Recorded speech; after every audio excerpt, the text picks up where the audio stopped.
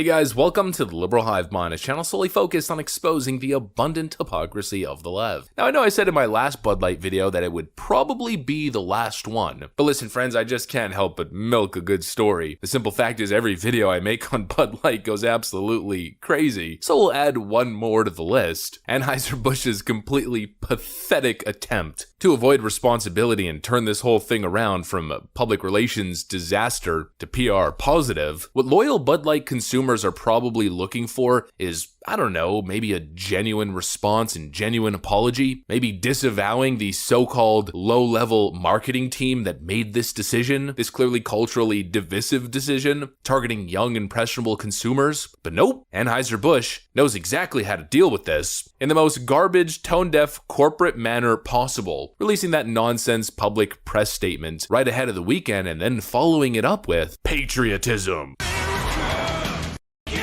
Yep, you got it. No way to smooth things over with your consumers, like a real Team America virtue signal. Let me show you guys what's going on. Let's start off with the continued fallout, and then Anheuser-Busch's pathetic response. We've got some stuff to get into, so let's roll the tape. Alright folks, firstly let's start off with a video that's going viral. Here's country star Brantley Gilbert making his stance known on stage.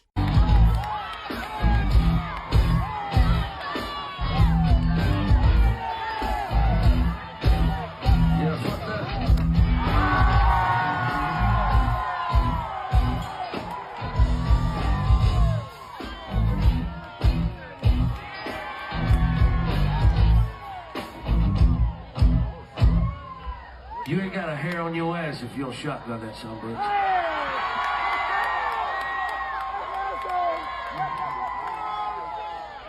Of course he's got a knife.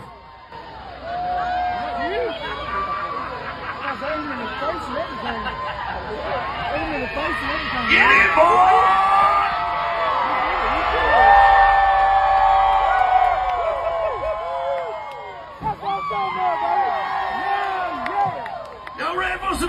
Quite probable that the whole thing was staged doesn't really matter. Point is, the backlash continues and more artists are moving away from Bud Light products. It shows the general sentiment, this anti-Bud Light sentiment, the Bud Light / Anheuser-Busch boycott, continues strong. In fact, it might even be getting worse for the company. And so I think Anheuser-Busch is starting to get a little bit desperate, a little bit scared. That's probably the best way to describe it. Or maybe a better way would be absolute utter desperation. All of a sudden, in a pathetic attempt to save face, Budweiser releases a new pro-America ad with iconic mascot in the wake of Anheuser-Busch Mulvaney controversy.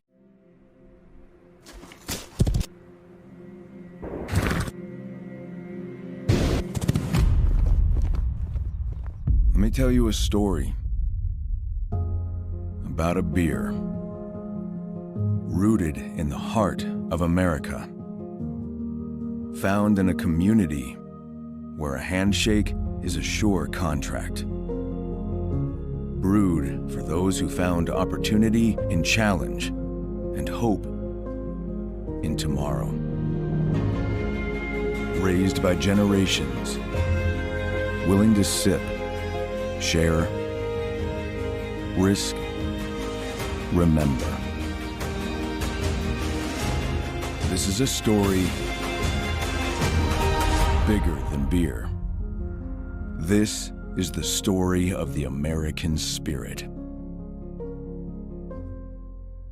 Oh, well, we didn't mean to promote and push destructive woke ideology. Our bad. America. Yeah, not gonna happen. You know, they think you're stupid. They think you're weak-willed. They think you're not serious. Well, I think they're gonna learn the hard way that people are very serious. And this time, it's different. You know, there's a lot of people who seem to find this Bud Light controversy or the boycott to be a waste of time, stupid. For instance, Donald Trump Jr. recently said this.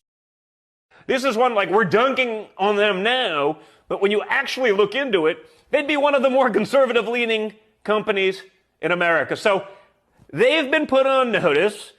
I'm leaving them alone. I think you should probably do the same.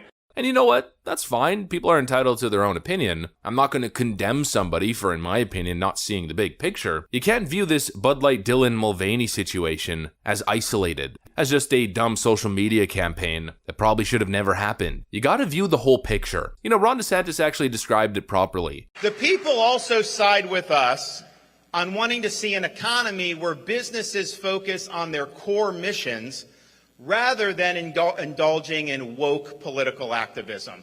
And what you see happening, and look, some of it's annoying, some of it they're virtue signaling, and it is grating, and honestly, I think, what's going on here, you see Bud Light and doing all this stuff.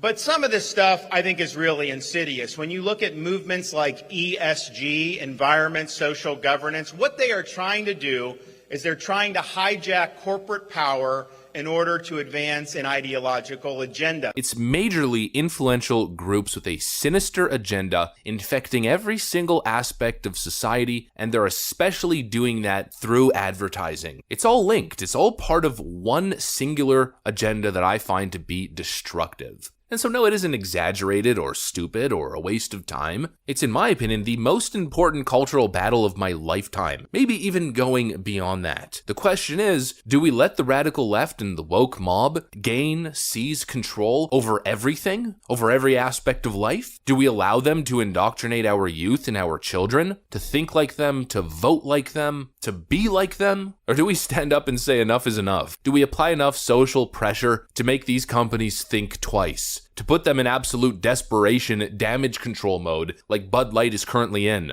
To me, the answer is clear. It's not a stupid cancel culture tangent. Cancel culture is dumb. This is moral. It's an ethical battle. It's about sending a message that we will no longer allow companies to be vessels of the radical left, vessels of leftist indoctrination targeting our young, impressionable population. It's a moral battle, the most important of my lifetime. There's a lot of people who don't seem to see it, and I don't blame or fault people who don't see things the way that I do. Look, maybe my perspective is an exaggeration. Maybe it's not a big deal. Or maybe some people just haven't been exposed to everything that I've been exposed to and they don't see the bigger picture. Whatever it is, I believe what I believe. I believe that the Bud Light boycott should continue indefinitely. I think that Anheuser-Busch, frankly, should go under and something else should take its place. Is that going to happen? Probably not, but I think there needs to be a very clear message sent to these major corporations. Stick to the product rather than pushing political messages or political cultural fads on young impressionable kids. That's my view, that's what I got, and I'm standing by it. If you enjoyed this video, make sure to leave a like and possibly subscribe to the channel. Of course, you know that we'd love to have you here at the Liberal Hive Mind. Thanks for watching, and I'll see you on the next one.